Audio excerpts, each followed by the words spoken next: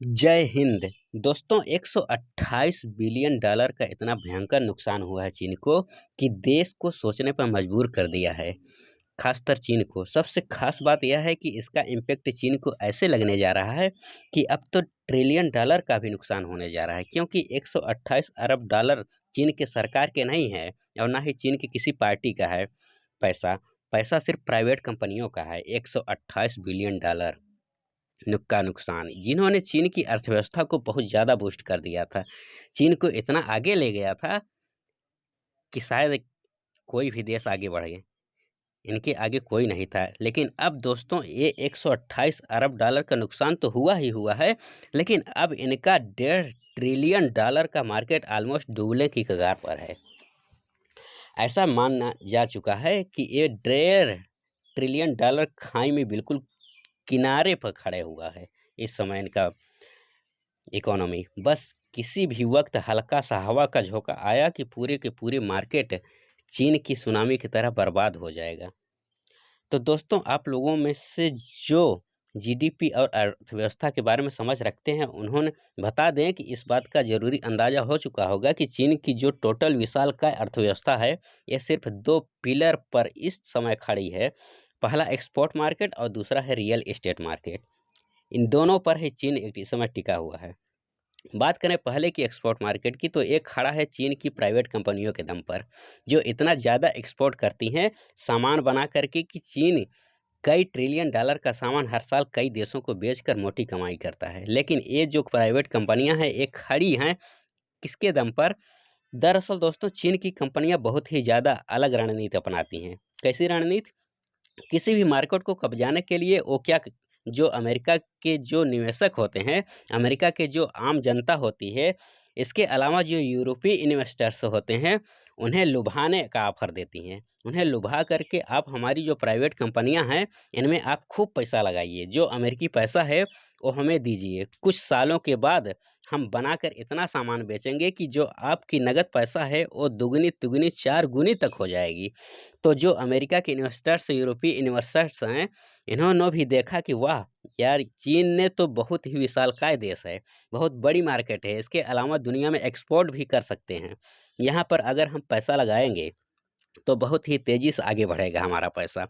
इस लुभावने ऑफर में आप जानकर हैरान हो जाएंगे कि जो पश्चिमी देश हैं, इन्होंने इतना निवेश किया कि कुछ ही दशकों में चीनी कंपनियां मालामाल हो चुकी थीं।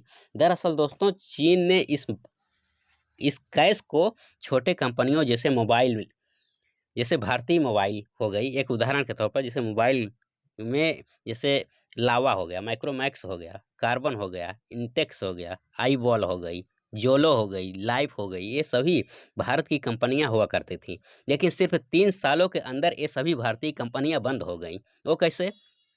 क्योंकि चीन की दर्जनों स्मार्टफोन कंपनियां आ गई थी, जिनके पास था जबरदस्त कैश, यानी पश्चिमी देशों का दिया हुआ जो लुभावने कैश थे, वो टोटल चीन के मार्केट में था उस समय, प्राइवेट कंपनियों के पास।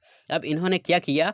अगर किसी फ़ोन की लागत थी 10,000 रुपये, तो इन्होंने इस फ़ोन को 7,000 में बेचना शुरू कर दिया भारत में, यानी 3,000 का घाटा। अब जो भारतीय कंपनियां थी, चीन की कंपनियों का मुकाबला नहीं कर सकती थी, क्योंकि इन भारतीय स्मार्टफोन कंपनियों के पास इन्वेस्टर्स नहीं थे और ना ही इतना पैसा था कि वह चीन की बराबरी कर सकें, ये घाटे में अपना मोबाइल बेच सके। पश्चिमी देशों को लुभा कर लिया गया कैश तो था नहीं इनके पास कि ये भी घाटे में अपनी मोबाइल बेच सके, इसलिए भारतीय कंपनियां बंद हो गई।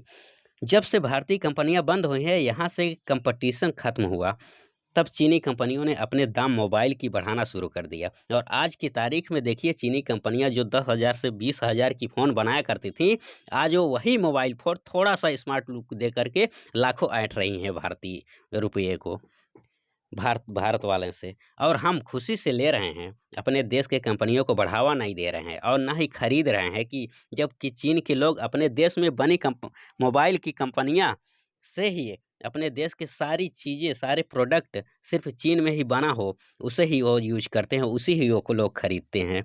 जबकि भारत में सभी देशों का सामान यूज करते हैं, बजाय अपने देश को छोड़कर। अपने देश के सामान तो बिल्कुल नहीं खरीदते हैं लोग। अगर भारतीय लोग अपने देश के ही सामान यूज करें, कोई भी सामान, सिर्फ मोबाइल ही नहीं, कुछ भी चीज़, तो भारत भी आज चीन की तरह सुपर पावर बन जाए। लेकिन लोग इसके बारे में सोचते नहीं है, जबकि ज़रूरी है सोचना। तो दोस्तों, इसके बारे में आपकी क्या राय है, कमेंट बॉक्स में ज़रूर लिखें। और अगर अपने देश के सामान खरीदना सच में ज़रूरी है, अगर हम आजीवन खुश रहना चाहते हो, तो हमें चीनियों की तरह भारतीय सामान ज़रूर खरीदने चाहिए। तो दोस्तों, इन कंपनियों के बारे में आपकी क्या राय है, सब्सक्राइब करके बेल आइकन ज़रूर दबा दें। धन्यवाद। जय हिंद, जय भारत।